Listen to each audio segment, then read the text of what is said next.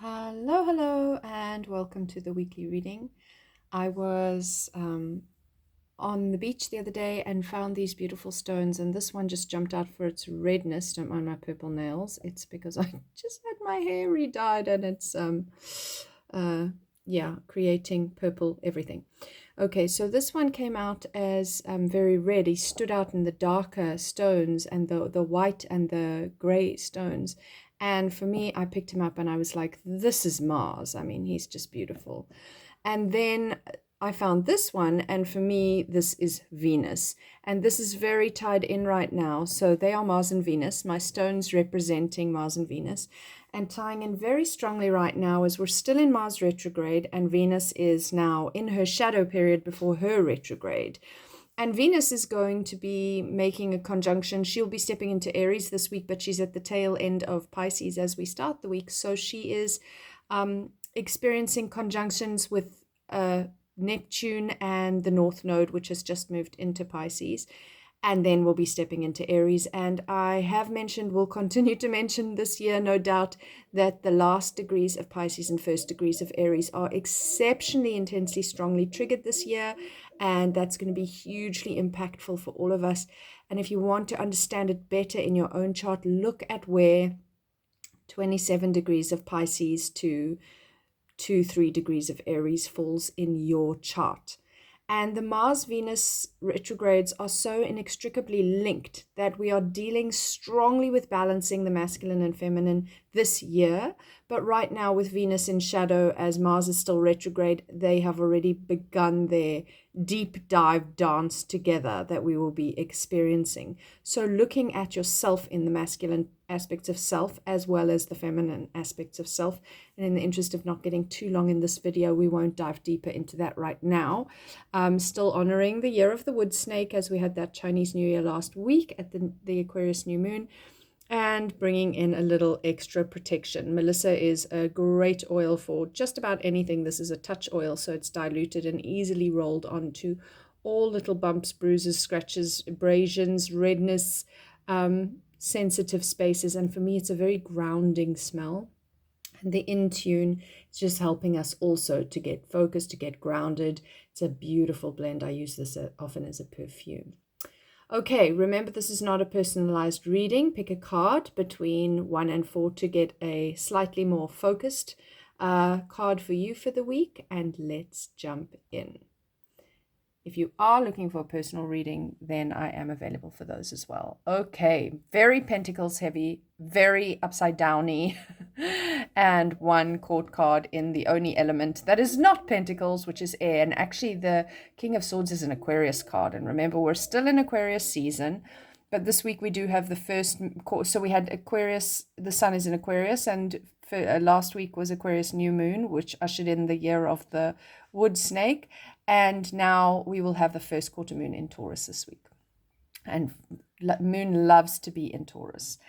But because we've got a lot of upside downy energy here, and although we end the week with the 2, you can see we have 2 and 3 of Pentacles and 10. So it's really the full Pentacles experience from the early part of that journey to the latter part of that journey. So within the space of this week, there are quite a lot of different things for us to work through, including upside down beginning to end of that week. So Pentacles is earth. It's all about practicality, tangibility. What am I doing that I can actually see, touch, taste, smell the rewards? It does link to finances as well. And Venus, who is now in shadow, is a planet of our finances. So I definitely think it would be a good idea to look at your finances or your wealth in general. And that's not just financial. So, and because of the 10 of Pentacles in protection here, and even the King of Swords next to it, I do feel like there is a potential loss in terms of that, but particularly if you're coming from an egoic space, if you're so focused on how do I make more money that you are not afraid of who you trample along the way, that is going to be an energy that's likely going to bring you a bit of a jolt. Because in the 3 of Pentacles, especially in reversed, we're struggling to work together, because in its upright form, it's very much a work together kind of card. Harmonizing, recognizing your own strengths and weaknesses, and how Things are actually just oftentimes better when worked together, like three heads are better than one kind of thing, from a creative, from a time spent, a productivity, a practicality, and just the mingling of energy that we get when we work as a group.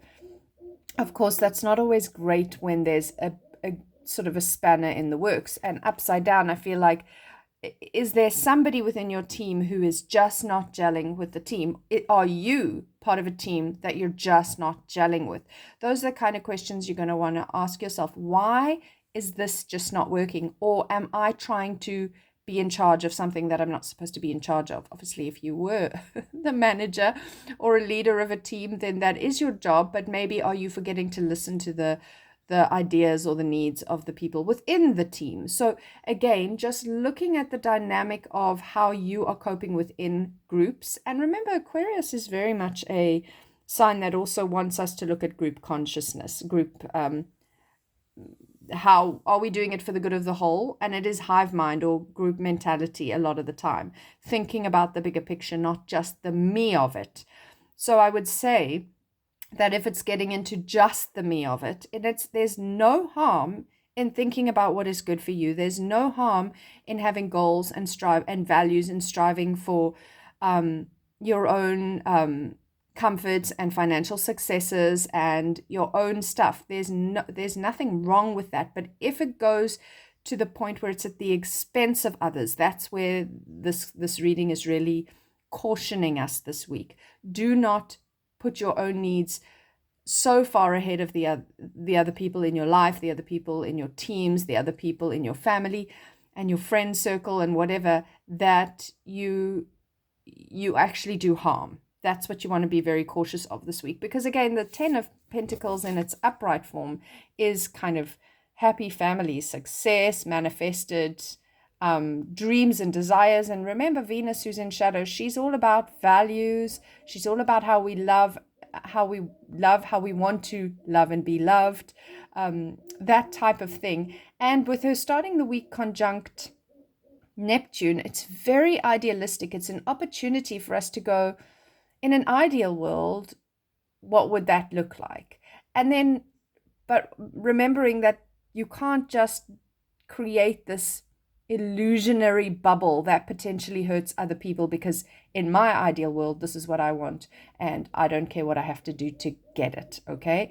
Because we're also going with that conjunction with North Node, which is my soul's, and because it's in the sky, not in your chart specifically. Maybe it is in your chart, but we're talking about what's happening in the sky now, and how it impacts your natal chart.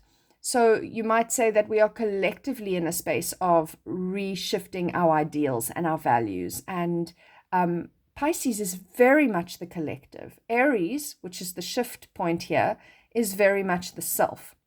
So there is a big, strong dance between me and us, my needs and the needs of all of us. And that is actually exactly where we're meant to be working. So if you find yourself self-sacrificing for everybody else, and suddenly you just snap because you're that giver, and suddenly you just say, I can't do this anymore, the balance is out, then that's very healthy. If you're somebody who is a taker, and you make sure that your needs get met, and you will make sure to create your own reality, and as long as you are achieving your goals, and then suddenly something happens and you're just like, I can't do this anymore. It's not all about me. There's so much more going on, and my goals now suddenly seem like silly or smaller or whatever it is. Then you're on track. If you're doing a combination of those kinds of energies, you're on track. That's what's going to be pushing and pulling, and like just sort of seeing this like sticky toffee kind of being stretched in all directions around those themes. Okay, so it's going to be uncomfortable. It's going to be uncomfortable. It's going to be triggered by challenges and good stuff. And, oh, yes, I do value this. This feels really good. And, oh, no. This is not okay. Or, oh, how did I think that was real all this time? And now suddenly I can see that it's not. Okay. This is a longer than this week concept, but it's definitely going to be highly active this week. And then the King of Swords, which, as I mentioned, is an Aquarian card, and the only other than Pentacles kind of energy we have, which is air. Swords is air energy. And again, I feel like we've had him, was it last week or recently? And he is definitely in his upright form the guy that can be discerning, can think practically and with focus and logically. And he really can make decisions not based on his emotions. And upside down, again, he can be a little bit cutting. He can be quite cold and calculating, and the lack of emotion can become a problem. So for those of us who are very emotional, we kind of can understand the value of being able to step out of the emotional self to make a sensible decision. But on the other hand, if that decision is so unemotional, where you are unable to consider anybody else's feelings around something, again, coming back to an energy that's showing up strongly for us this week, it's kind of like selfish in a sense, in the not so good sense, even though, as I say, I think it's important that we do look at the self as wonderful and honor that we need to only stay really present for the decisions that we can make about ourselves, for ourselves, in the healthy way of being centered around ourselves, but not at the expense of others. And I think that, that theme in my own personal life is so complicated right now, and trying to discern which is which, and am I doing it? Oh no, now I think I went too far in that direction or this direction. And so we do have to learn how to really focus on ourselves, because you are the only person that you have control over. However, you're doing that for the good of you, the people you love, and just the vibration and frequency on the entire planet. So it's not a small job. So it's not just for you, even though you are the only one you can focus on. You can send love and light to war zones across the planet from you, but you cannot affect change there in any large way and tangible way that you can see quickly, whereas you can with yourself. And by changing yourself and sending your best frequency out into the world, that's what you want to do. So the caution with the King of Swords today is, or for this week rather, is that you do need your emotions. Yes, it's easier to switch them off from time to time, especially in the end of Pisces. Pisces is very sensitive and emotional. And it might be that you're so that way that all of a sudden it's like you detach and you just don't feel, you numb, you opt out of anything feeling. And that feels safer and easier to make a decision from, but it's actually not okay for you and for the people around you to not keep tapped into your emotions as well, even though you don't want them to overwhelm and drown you, which this week there is a potential for that. So I get why this is upside down. In fact, this is the card I chose for the week. So I get that. That feeling of this is all too overwhelming, I need to detach. And yet that's also not healthy. So finding that balance, which brings us to the Two of Pentacles, which is literally all about balance. It's our only right way up card this week. And it literally is saying to us, you need to find the balance wherever it is out in your life. And I often speak into the very solid pentacle versus the more ethereal pentacle, and say, is it my body and my mind, body and mind? Is it my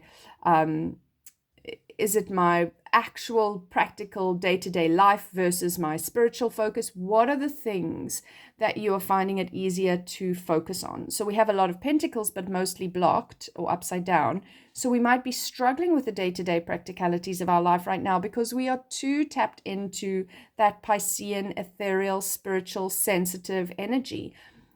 And what is it that I can do to balance that out? Maybe we are so stuck in the practical because we don't want to look at that more spiritual.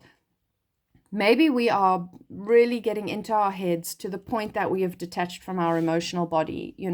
It's something you have to feel into for yourself. And especially if that was the card you drew, the Two of Pentacles, then I would say those are the areas of question for you. Where is the balance off for me right now? Recognizing that I am we collectively, but you can say it for yourself, I am in a place of flux and discomfort around this cusp of Pisces Aries. So the things that I mentioned there, that is meant to be uncomfortable. I'm meant to be uncomfortable so that I can feel it, or I'm meant to even be out of balance so I can get so uncomfortable out of balance that I can recognize what I need to now find a new balance in my life for the new world that we are growing into. I hope that has been helpful. I'm going to sign off now because this video is getting a little longer than I like them to be for the weekly reading.